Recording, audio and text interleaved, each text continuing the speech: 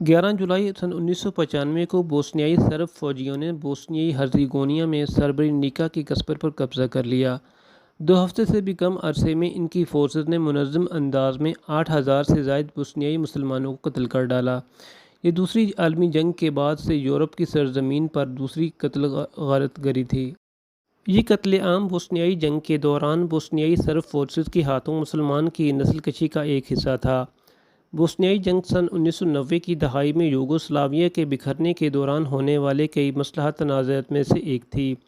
اس وقت socialist republic of Bosnia and Herzegovina کہلانے والی یہ ریاست یوگوسلاویہ کا حصہ تھی اور یہاں کئی اقوام آباد تھیں جن میں بوسنیائی مسلمان، قدامت پسند سرب اور کیتھولک کروٹ افراد شامل تھے۔ بعد میں بوسنیائی ہرزیگونیا نے سن 1992 میں ایک ریفرنڈم کے ذریعے اپنی آزادی کا اعلان کر دیا اور اسے کچھ ہی عرصے کے بعد امریکی اور یورپی حکومتوں نے تسلیم کر لیا، مگر بوسنیائی سرب آبادی نے ریفرنڈم کا بائیکاٹ کر دیا تھا۔ اس کے بعد جلد ہی سربیا کی حکومت کی حمایت یافتہ بوسنیائی سرب فورسز نے نئے تخلیق شدہ اس ملک پر حملہ کر دیا۔ انہوں نے اس علاقے سے بوسنیائی لوگوں کو نکالنا شروع کر دیا تاکہ گریٹر سربیا بنایا جا سکے۔ یہ پالیسی نسل کشی کے مترادف تھی۔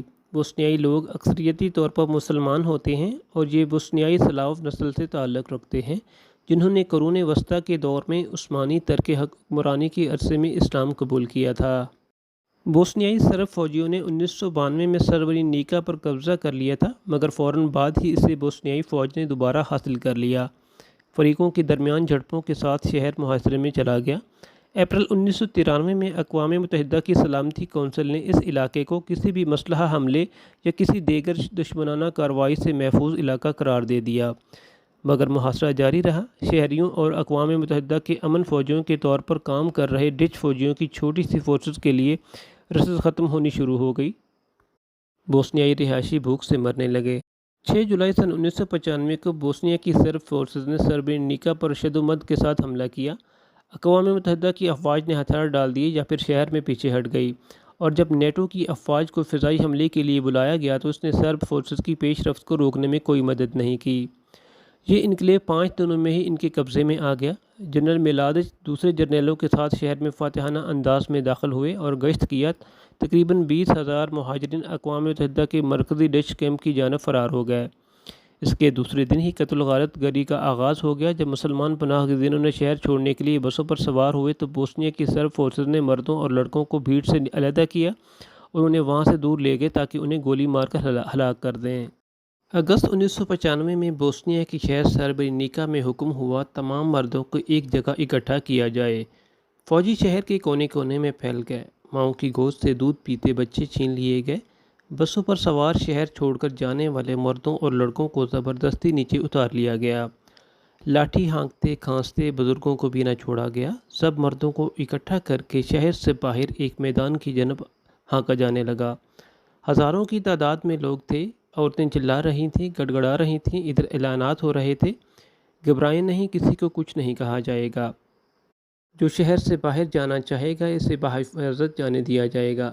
زارو قطار روتی خواتین اقوام متحدہ کی ان فوجیوں کی طرف سے التجائیہ نظروں سے دیکھ رہی تھیں جن کی جانب سے دعویٰ کیا گیا تھا کہ شہر محفوظ ہاتھوں میں ہے، لیکن وہ سب تماشائی بنے کھڑے تھے۔ شہر سے باہر ایک وسیع و عریض میدان میں ہر طرف انسانوں کے سر نظر آتے تھے، گھٹنوں کے بل سر جھکائے زمین پر ہاتھ ٹکائے انسان جو اس وقت بھیڑوں کا بہت بڑا ریوڑ معلوم ہوتے تھے۔ 10,000 سے زائد انسانوں سے میدان بھر چکا تھا۔ ایک طرف سے آواز آئی، فائر!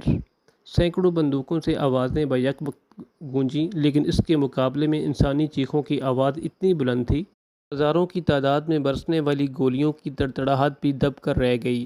ایک قیامت تھی جو برپا تھی۔ ماؤں کی گودیں اجڑ رہی تھیں، بیویاں آنکھوں کے سامنے اپنے سروں کے تاج تڑپتے دیکھ رہی تھیں، بیوہ ہو رہی تھیں، دھاڑیں مار مار کر رو رہی تھیں۔ سینکڑوں ایکڑ پر محیط میدان میں خون، جسموں کے چیتھڑے اور نیم مردہ کراہتے انسانوں کے سوا کچھ نظر نہ آتا تھا۔ شیطان کا خونی رقص جاری تھا اور انسانیت دم توڑ رہی تھی۔ ان سسکتے وجودوں کا ایک ہی قصور تھا کہ یہ کلمہ گو مسلمان تھے۔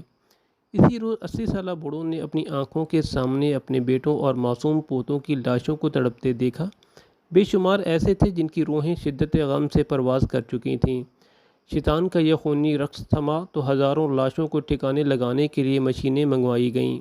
بڑے بڑے گڑھے کھود کر 500 ہزار لاشوں کو ایک ہی گڑھے میں پھینک کر مٹی سے بھر دیا گیا۔